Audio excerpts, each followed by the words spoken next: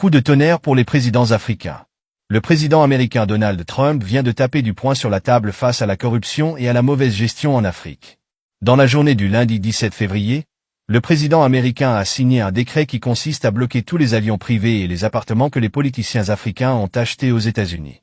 Par ailleurs, le président Donald Trump a également déclaré ceci. Les enfants des présidents et ministres africains n'ont plus de droit de venir faire des études aux États-Unis. Ils doivent étudier chez eux en Afrique pour contribuer à la croissance de leur pays. Fin de citation. Cette déclaration est un véritable coup dur pour les présidents africains corrompus qui ne veulent rien faire pour développer leur pays. L'Afrique est actuellement le seul continent sur lequel les présidents et les ministres pillent les richesses de leur pays pour s'acheter des appartements de luxe en France, aux États-Unis et au Canada. Toutes les familles des autorités africaines ont des appartements de luxe en Occident et ils font la belle vie au moment où le reste de la population souffre. Les présidents et les ministres africains sont les seuls au monde qui envoient tous leurs enfants étudier dans les grandes universités en France, aux États-Unis et au Canada au moment où le reste de la population étudie dans les universités délabrées de leur pays. Ils ont refusé de construire de bonnes universités pour leurs étudiants.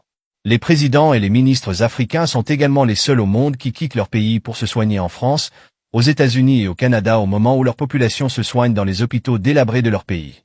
Ils ont refusé de construire de bons hôpitaux dans leur pays et au moindre malaise, ils prennent leur avion pour aller se soigner en Occident. Cette décision de Donald Trump va désormais contraindre ces présidents africains corrompus à bien gérer leur pays.